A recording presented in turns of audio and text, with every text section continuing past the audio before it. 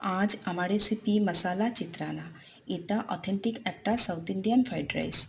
এটাকে অনেকে লেমন রাইসও বলে থাকে। আজ আমি এটা বানিয়ে নিয়েছিলাম আর খেতে খুবই টেস্টি হয়েছিল। এটা বানানোর জন্য প্রথমেই আমি কিছুটা বাসমতি চালের আমি ভাত করে নিয়েছিলাম। এইদিকে মিক্সারের মধ্যে কয়েকটা কাঁচা লঙ্কা, একটু নারকেল কোড়া আর একটু ধনেপাতা আর কয়েক কোয়া রসুন দিয়ে একটা স্মুথ একটা পেস্ট বানিয়ে নিয়েছিলাম। এইদিকে কড়াইয়ের মধ্যে 2 চামচ ঘি দিয়ে এতে আমি সর্ষের সম্বারে দিয়ে দিয়েছিলাম।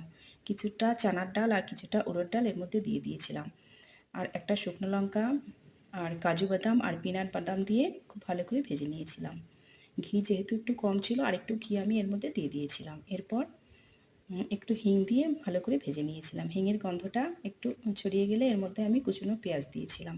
একটু লবণ দিয়ে পেঁয়াজটা খুব ভালো করে ভেজে নিয়েছিলাম। পেঁয়াজের কাঁচা গন্ধটা চলে গেলে এর মধ্যে মশলা পেস্টটা আমি দিয়ে দিয়েছিলাম। দিয়ে খুব ভালো করে একটু ভেজে নিয়েছিলাম। এই সময় আঁচটা একদম লো টু মিডিয়ামে রেখেছিলাম।